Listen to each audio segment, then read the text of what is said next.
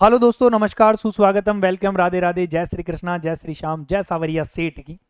और आज की इस धमाकेदार लर्निंग के अंदर मैं आप लोगों को बताने वाला हूं, जैसा कि आप लोगों ने थंबनेल देखा और जैसा कि आप लोगों को टाइटल नज़र आया है, उसी टाइटल को आज मैं आप लोगों के सामने बड़ा डिटेल में और शॉर्ट एंड स्वीट तरीके से उस कहानी को बताने वाला हूं, जिस कहानी को आपको सच में जानने की बहुत ज़्यादा ज़रूरत है। ठीक बात है, चलिएगा। वो कहानी क्या रहने वाली है सर? वो कहानी बड़ी इतिहास बनाने वाली है। और आज की इस कहानी में अपन जानेंगे किसके बारे में? जवाब होगा सीपीआर के बारे में। सर सीपीआर क्या होता है? तो जवाब होगा that is the cardio pulmonary resuscitation होता है सर। कार्डियो पल्मोनरी रिससिटेशन है। मैं फिर दोहरा रहा हूँ, मेरी बात को एक बार ध्यान से सुनना। मैं केवल आपको यहाँ अपडेट बताऊंगा, डिटेल कहानी नहीं बताऊंगा, क्योंकि डिटेल पढ़ने के लिए 4 घंटे 3 घंटे का समय चाहिए, है कि नहीं? इसीलिए चलिए, तो यहाँ आज के इस सेशन में जो जानकारी लेनी है अपन को, वो क्या लेनी है? तो आपका जवाब होगा कि सर अपडेट जो गाइडलाइन हमारे सामने आई है, अपडेट जो गाइडलाइन हमारे सामने आई है उसको हमने जानना है। ठीक बात है, चलिएगा। अब वो गाइडलाइन कब आई थी सर? लास्ट गाइडलाइन का सवाल आता है। लास्ट सीपीआर में गाइडलाइन जो है वो कब आई? तो हमारा जवाब क्या होगा कि 22 अक्टूबर 2025 को। कब आई सर? 22 अक्टूबर 2025 को अंतिम अपडेट सीपीआर में आया। ठीक बात है, अंतिम अपडेट सीपीआर में आया। अंतिम अपडेट किसके अंदर आया? तो आप लोगों का जवाब होगा कि सीपीआर में आया। अब मेरी बात को ध्यान से सुनिएगा। नेक्स्ट जानकारी हम लोगों के सामने, ठीक, ये अपडेट देने वाली संस्था कौन है जो आए दिन कोई ना कोई अपडेट दे जाती है? जिसको देखो, अरे सर जिसको देखो वो नहीं दे सकता। ये अपडेट देने वाली संस्था कौन है? तो जवाब होगा American heart association. American heart association कुछ अपडेट्स हमें बार बार देती है। समझ में आ गई बात मेरी? बोलो हाँ या नहीं? बिल्कुल।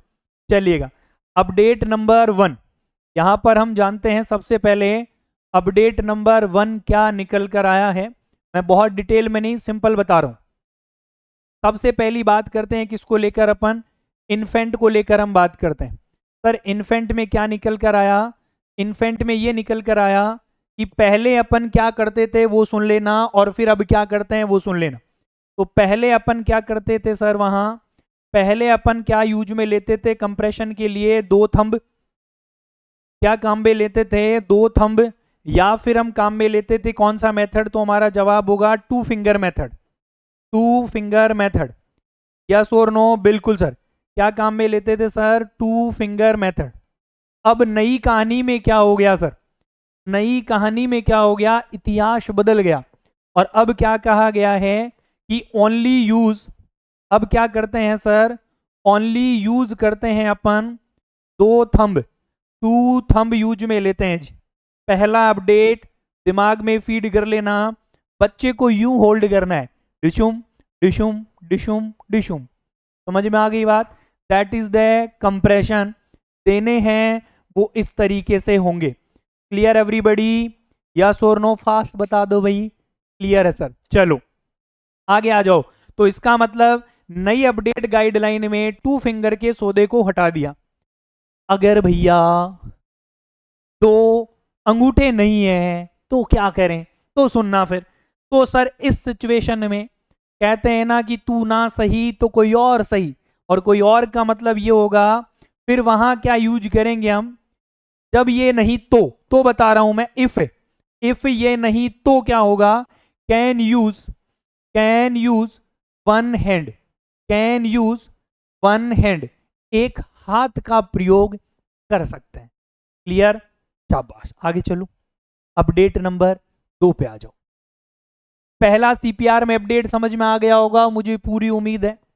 चलिए दूसरी अपडेट के ऊपर आ जाइए सर। दूसरी अपडेट सुनो। अब मैं दूसरी अपडेट में चलता हूं और वहां जानकारी लेते हैं किसके बारे में? एक कहानी निकल कर आई अडल्ट व्यक्ति के बारे में।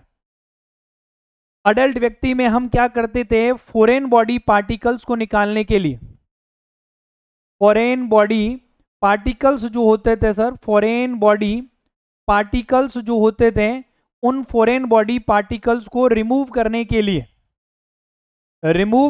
लिए हम क्या करते थे, तो हमारा जवाब ये होगा कि सर हम यूज में ले रहे थे क्या, तो आपका जवाब है एब्डोमिनल थ्रश। क्या काम में लेते थे, तो जवाब होगा एब्डोमिनल थ्रश डायरेक्ट। अब नहीं, अब उससे पहले हमें क्या करना पड़ेगा, ये पहले था, अब क्या हुआ है, अब हमने क्या करना पड़ेगा, अब हमने पहले क्या करना पड़ेगा, पहले 5 बैक ब्लो देने, 5 बैक ब्लो, 5 बैक ब्लो देने, किधर, इधर उधर नहीं, इधर, 1 2 3 4 5, ठीक है, कहां देने हैं, तो जवाब होगा बिटवीन द शोल्डर ब्लेड। किधर देने पड़ेंगे sir, between the shoulder blade के बीच में देना पड़ेगा। अपडेट नंबर 2 सीपीआर का समझ आ गया, 1 समझ आया, सेकंड समझ आया, थर्ड पे आ जाओ सर, थर्ड पे आ जाओ सर। अपडेट नंबर 3 सुनो भी, अपडेट नंबर 3 क्या था, कौन बताएगा, अगर किसी को मालूम है तो तुरंत प्रभाव से बताओ, कमेंट कर देना सर, अब लाइव तो हो ही नहीं, कैसे बताएं हम आपको, कमेंट कर देना, कोई दिक्कत की बात नहीं है, क्लियर है क्या। चलिए आगे चलता हूं, रेशो के बारे में थोड़ा कंफ्यूजन हर बच्चे को रह रहा है, इतने बार कमेंट आ चुके हैं, रेशो को, किस रेशो को लेकर आते हैं सर, कंप्रेशन वेंटिलेशन रेशो को। मैं क्लियर कर देता हूं, दुनिया की कोई भी गलती नहीं करनी है, compression ventilation ratio, compression ventilation ratio, बस शर्त ये होनी चाहिए कि सर रेस्क्यू कितने हैं ये पता हो। अगर रेस्क्यू पता है, जैसे मान लो अडल्ट व्यक्ति है मेरे सामने, जैसे मान लो चिल्ड्रन व्यक्ति है मेरे सामने, और जैसे मान लो कौन है, तो आपका जवाब होगा इन्फेंट है मेरे सामने, ठीक बात, शाबाश। अगर सर रेस्क्यू अपने पास में कितना है, 1, अगर रेस्क्यू कितना है, 1, याद रख लो 30:2, 30:2 और 30:2, समझ में आ गई बात, हाँ या नहीं, बिल्कुल। आगे आ जाइए सर, अगर हमारे सामने रेस्क्यू कितना है, 2, अडल्ट में कोई भी चेंज नहीं है, अडल्ट एज इट इज रहेगा, कितना 32, बच्चे में हो जाता है 15:2 और इन्फेंट में हो जाता है हमारा 15:2, समझ में आ गई बात। आगे एक और बात सुन लेना, अडल्ट में जब भी करूंगा तो मैं यहां काम में लेता हूं दोनों हाथ, यहां काम में लेता हूं दोनों हाथ, यहां पर लूंगा 1 हैंड, और अब यहां पर क्या बताया मैंने थोड़ी देर पहले, 2 थंब, क्या काम में लूंगा, 2 थंब, और अगर 2 थंब नहीं है तो 1 हैंड, कि 2 नहीं तो और क्या कर सकता हूं, 1 हैंड, यस और नो, क्लियर। सर सवाल ये आता है कि भाई साहब में हमें क्या करना पड़ सकता है, सर्क्यूलेशन, ये मैं मोटा मोटा रिकॉल करा दे रहा हूं आपको, सर्क्यूलेशन हमें चेक करना है, सर्क्यूलेशन हमें चेक करना है। चलो बताओ अडल्ट में किधर, जवाब होगा अडल्ट में होगा सर कैरोटिड आर्टरी को, बहुत बढ़िया। अगर सर चिल्ड्रन में होगा तो क्या करूं, सर चिल्ड्रन में पहला ऑप्शन तो रखना चाहिए हम पे फीमोरल, और अगर तू नहीं तो क्या दे दूंगा, तो जवाब होगा सर ब्रेकियल। अच्छा ब्रेकियल नहीं है सर ऑप्शन में, तो ब्रेकियल नहीं है तो सुनो भैया, अगर ब्रेकियल नहीं है तो फिर आप याद रखना, फिर उधर भी आप आजकल कैरोटिड ही काम में लेते हैं, क्लियर बात। नेक्स्ट आ जाओ सर, अगली जानकारी होगी हमारे सामने इन्फेंट के लिए, और इन्फेंट में क्या काम में लूंगा, पहले तो लूंगा ब्रेकियल, और ब्रेकियल नहीं तो काम में लूंगा फीमोरल। ये सर्कुलेशन अपन चेक करते हैं कितनी देर, ये भी याद रख लेना, सर्कुलेशन हमें चेक करना होता है 5 से 10 सेकंड, इससे ज्यादा नहीं करना, कहीं तुम यही चेक करते रह जाओ, हैं कहीं यही चेक करते रह जाओ। चलिए फटाफट से बताइएगा अगली जानकारी, और आप लोगों के लिए कुछ नए अपडेट्स, और फटाफट बताइए एक बार सारे के सारे साथी, क्या यहाँ पर आप लोगों का जवाब होने वाला है, क्या यहाँ पर आप लोगों का जवाब होने वाला है। चलिए नेक्स्ट बोलो भाई फटाफट से, तो और भी कोई अपडेट इसके अलावा, देखो 2-3 बातें और आपको मैं सिखा देता हूं जो आपने ध्यान रखनी है। अगर हमारे पास में मान लो रिकॉग्नाइजेशन या रिकॉग्नाइज्ड पेशेंट आया है किसका, कार्डियक अरेस्ट का, हमें मालूम चल चुका कि इस पेशेंट को कार्डियक अरेस्ट है, तो याद रखना मेरी बात, अगर पेशेंट कार्डियक अरेस्ट का आया है तो हमें 2-3 बातें फॉलो करनी है सर। बात नंबर 1, सबसे पहले उस व्यक्ति की हमें क्या देखनी होगी सर, सेफ्टी सीन करो कि वहां पर सेफ्टी है कि नहीं पेशेंट के लिए। दूसरी बात, उसका क्या चेक करना है हमें, दूसरा काम हमें उसका चेक करना है रेस्पॉन्सिवनेस। अरे क्या चेक करूंगा भैया, रेस्पॉन्स, मेथड पता है क्या, मेथड पता है क्या, नहीं, सुनो सुनो, मेथड क्या होता है, COWS, can you hear me, open your eyes, what is your name, और shake hand shoulder. Shake hand shoulder क्या होगा, आदमी है तो इधर, आदमी है तो इधर, बोले तो शोल्डर पे, और बच्चा है तो पाम या शॉल, पाम या शॉल। लपड़ मत मारने लग जाना, नहीं, अलाउ नहीं है, लपड़ नहीं मारनी बच्चे के, या तो शॉल होंगे और या तो पाम होंगे, क्लियर बात। उसके बाद देखो सर, इसके बाद में हमें पेशेंट का क्या करना पड़ेगा sir, check the breathing, breathing मैंने चेक करना होगा, और ब्रीदिंग जब मैं चेक करूंगा और ये पाऊं कि सर ब्रीदिंग गड़बड़ आ रही है, ब्रीदिंग से पहले सर सर्कुलेशन क्यों नहीं करा चेक, दोनों कर लो, इक्वली कर सकते हो, कोई आपत्ति नहीं है, ब्रीदिंग भी मैंने चेक करनी है और पल्स भी मैंने चेक करनी है, पल्स में समय ज्यादा वेस्ट नहीं करना है, पल्स में समय ज्यादा वेस्ट हमें नहीं करना है, समझ में आ गई बात। अब सुनिए मेरी बात जो अपडेट हुआ है मेरे साथ, अगर मैं कह दूं, क्या कह दूं सर, कि नो पल्स, अगर व्यक्ति में पल्स नहीं आई है तो अकॉर्डिंग अमेरिकन हार्ट एसोसिएशन क्या करना है जी, तुरंत बोल दो, अगर पल्स नहीं है तो मुझे देर करनी ही नहीं है, क्या करना है मेरे को, तो आपका जवाब होगा कि मेरे को स्टार्ट कर देना है CPR, बाकी के काम करूंगा मैं बाद में मेरे यार, लफड़ा हो जाएगा बेकरार। समझ में आ गई बात, बोलो हाँ या नहीं। चलिए, तो ये बात आपको विशेष तौर से और 101% दिमाग में फीड करके क्या कर लेनी है भैया, याद कर लेनी है, क्लियर बात है क्या, फटाफट से बता दो सारे लोग। सर हम जो हैं थोड़ा सा कंफ्यूजन, ये सब बातें तो हमें वैसे थोड़ी याद भी थी, आपने बता दिया और पता चले। एक बात और सुनो, सवाल एक बड़ा अच्छा होता है, और वो सवाल कहां से लफड़ा करता है, तो मैं कह दूं कि आप लोगों के पास में AED का सवाल आता है, ऑटोमेटेड डिफिब्रिलेटर का सवाल। ऑटोमेटेड डिफिब्रिलेटर हमेशा हर व्यक्ति से गलती कराता है, क्या कराता है, सुनना मेरी बात, अगर हमारे पास में AED है सर, क्या है सर हमारे पास में AED है हमारे पास, तो मैं फिर कह रहा हूं, अगर है तो आप इसका यूज जो है वो याद रखना, एज सून एज पॉसिबल किया करो, एज सून एज पॉसिबल किया करो, भागम भाग में नहीं, तसल्ली से किया करो, पहली बात। दूसरी बात, अगर हम क्या कर रहे हैं, AED दिया, उसके बाद में हमने क्या करना है, CPR चल रहा है, रोकना नहीं, कंटिन्यू देना है। CPR हमें कब देना होता है, तो जब हम AED दे रहे हैं उसके हमें इमीडिएट देना है और विद इन 2 मिनट में देना है, क्लियर बात, याद रखिए, विद इन 2 मिनट की फिर से मैं बात कर रहा हूं, ये हमें एवरी 2 मिनट में देना चाहिए।